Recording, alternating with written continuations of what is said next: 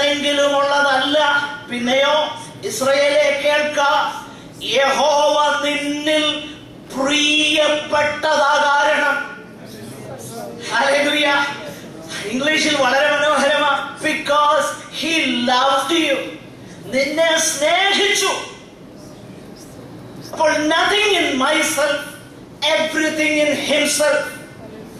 എന്നെ തെരഞ്ഞെടുക്കാൻ, എന്നെ ദൈവമകനാക്കുവാൻ, എന്നെ സത്യസുവിശേഷത്തിന്റെ സ്പോക്സ് പേഴ്സൺ ആക്കുവാൻ ഒന്നിനും എനിക്ക് ഒരു യോഗ്യതയെ ഉണ്ടായിട്ടല്ല, നമ്മൾക്കാർക്കും ഒരു യോഗ്യതയെ ഉണ്ടായിട്ടല്ല. ദൈവത്തിന്റെ സ്നേഹം നിമിത്തം ദൈവം നമ്മളെ എന്ത് ചെയ്തെന്നറിയാമോ? തെരഞ്ഞെടുത്തു. അതുകൊണ്ടാണ് എഫേസ്യ ലേഖനം 1-ാം അധ്യായത്തിലും നമ്മൾ വായിക്കുന്നത് അത് തന്നെയാണ്. ദൈവം നമ്മളെ തെരഞ്ഞെടുത്തതിനെ കുറിച്ച് വായിക്കുന്നത് ലോകസ്ഥാപനത്തിന്റെ മുൻപ് തന്നെ നമ്മളെ എന്ത് ചെയ്തു? തെരഞ്ഞെടുത്തു. നമ്മൾ വിശുദ്ധരും നിഷ്കളങ്കരും ആകേണ്ടതിന് നമ്മെ അവനിൽ തെരഞ്ഞെടുത്തു. ഇവിടെ ഈ വേദഭാഗത്തും അത് തന്നെയാണ് നമ്മൾ വായിക്കുന്നത്. ദൈവത്താൽ സ്നേഹിക്കപ്പെട്ട സഹോദരന്മാരെ, നിങ്ങളുടെ തിരഞ്ഞെടുപ്പിനെ അറിയുന്നുവല്ലോ. Because he loved you, God chose you. നമ്മളെ ദൈവം സ്നേഹിച്ചതുകൊണ്ട് ദൈവം എന്ത് ചെയ്തു? നമ്മെ തെരഞ്ഞെടുത്തു. അപ്പൊ ദൈവസഭ എന്ന് പറഞ്ഞാൽ ദൈവത്താൽ സ്നേഹിക്കപ്പെടുക കൊണ്ട് അവിടുന്ന് തെരഞ്ഞെടുത്ത വിശുദ്ധന്മാരുടെ സമൂഹമാണ് ദൈവസഭ. ഹല്ലേലൂയ. എന്റെ പ്രിയരെ, അങ്ങനെയെങ്കിൽ നമ്മൾ ദൈവസഭയിലെ അംഗങ്ങളാണോ എന്ന് എങ്ങനാ തിരിച്ചറിയുന്നത്? ആ കാര്യം വളരെ ഇമ്പോർട്ടന്റ് ആണ്. അത് ഞാൻ എംഫസൈസ് ചെയ്തില്ലെങ്കിൽ ഞാൻ ഈ വേദഭാഗത്തോട് നീതി പുലർത്തുകയില്ല. മാത്രമല്ല, പ്രയോജനമുള്ളതൊന്നും മറച്ചു വെക്കരുതെന്ന ദൈവത്തിന്റെ വചനം നമ്മളെ പഠിപ്പിക്കുന്നു. അതുകൊണ്ട് ഒന്നുകൂടെ ഫർദർ ആ കാര്യം ഞാൻ എക്സ്പ്ലെയിൻ ചെയ്യട്ടെ. നാം ദൈവത്താൽ തെരഞ്ഞെടുക്കപ്പെട്ടിരിക്കുന്ന എങ്ങനെ തിരിച്ചറിയാൻ കഴിയും? തിരിച്ചറിയുവാൻ കഴിയുന്ന ഒരു ടെസ്റ്റ് ഉണ്ട്, ഒരു മാനദണ്ഡമുണ്ട്, ഒരു അളവുകോലുണ്ട്. ആ അളവുകോൽ വെച്ച് നമ്മൾ നമ്മെ ഒന്ന് അളക്കാൻ പോകും. അത് ഈ വേദഭാഗത്ത് തന്നെയുണ്ട്. എന്റെ പ്രിയരെ, ദൈവം ഒരു വ്യക്തിയെ തെരഞ്ഞെടുത്തെങ്കിൽ അവൻ ദൈവസഭയുടെ ഭാഗമാണെങ്കിൽ ഒന്നാമത്തെ സവിശേഷത, there will be a radical transformation in that person. അത് ഈ വേദഭാഗം കൊണ്ട് ഞാൻ തുടർന്നും വിശദീകരിക്കും. ഇപ്പോൾ നമ്മൾ പുറകോട്ട് പോയ ഒരു വേദഭാഗത്ത് നിന്ന് അല്പം വിശദീകരിച്ച് നമ്മൾ മുൻപോട്ട് പോകും. അപ്പോൾ how do we know God chose me? It is very simple. If God chooses a person, he changes him, he transforms him. അവനെ രൂപാന്തരപ്പെടുത്തും. അപ്പൊ ദൈവം നമ്മളെ തെരഞ്ഞെടുത്തോ എന്ന്, നമ്മൾ ദൈവസഭയുടെ ഭാഗമാണോ, ട്രൂ ചർച്ചിന്റെ ഭാഗമാണോ? I am not talking about നമ്മൾ കൈപൊക്കിയോ, നമ്മൾ വെള്ളത്തിൽ മുങ്ങിയോ, നമ്മുടെ ചർച്ചിന്റെ റോൾസിൽ നമ്മുടെ പേരുണ്ടോ എന്നുള്ളതല്ല വിഷയം.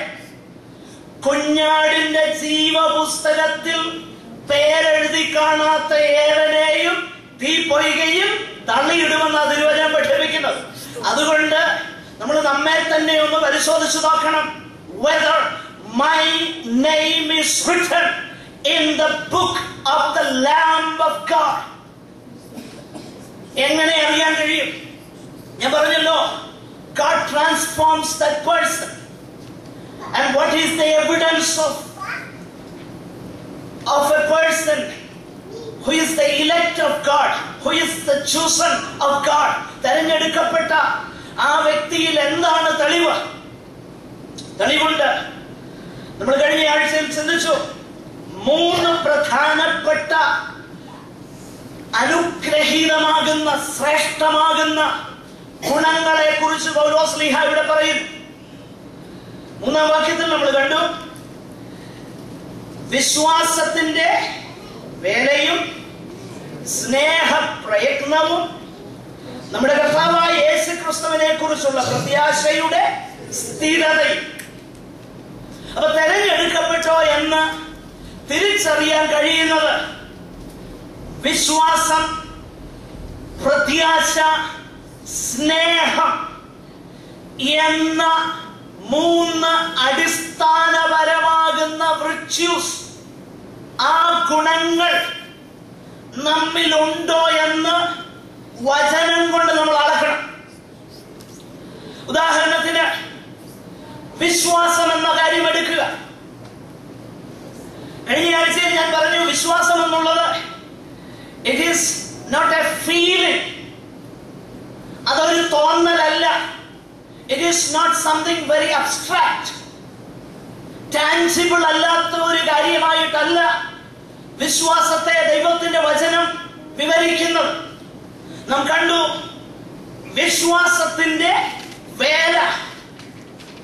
അപ്പോൾ വിശ്വാസം പ്രവൃത്തിയിലേക്ക് നയിക്കും. എന്താണ് ഇവിടുത്തെ വിശ്വാസത്തിന്റെ വേല എന്നുള്ളത് ഈ കോണ്ടെക്സ്റ്റിൽ പൗലോസ് പറയുന്നു.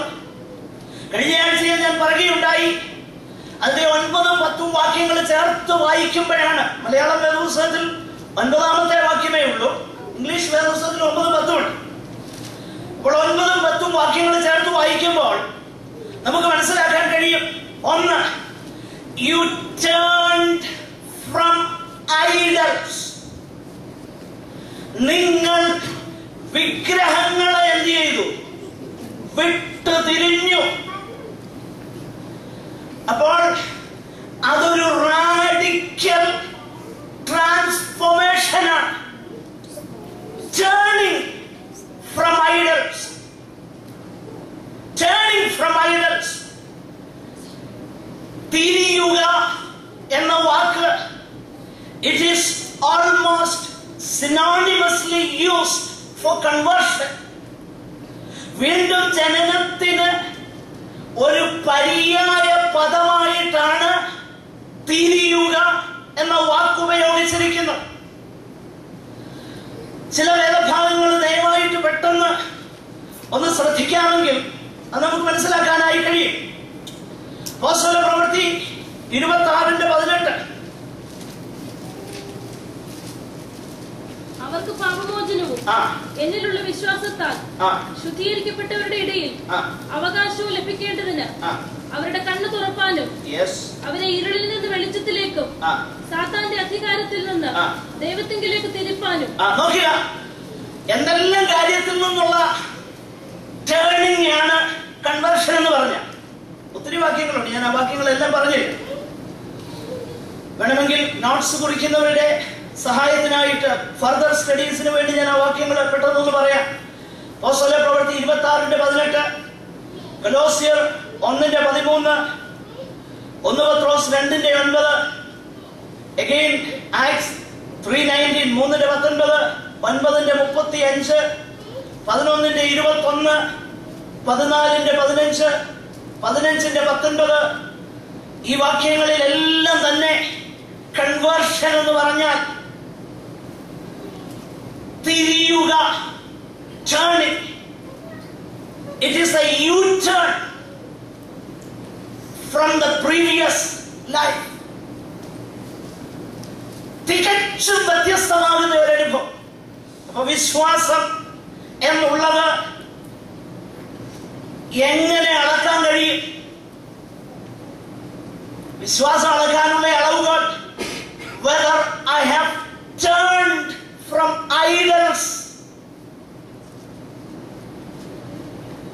ഈ തെസ്സലോനിക്കയിലുള്ള വിശ്വാസികൾ ജീവനുള്ള ദൈവത്തിൽ വിശ്വസിക്കുന്നു എന്ന് പറയുകയും വിഗ്രഹങ്ങളെ വിട്ടു തിരിയാതെയും ഇരിക്കുകയും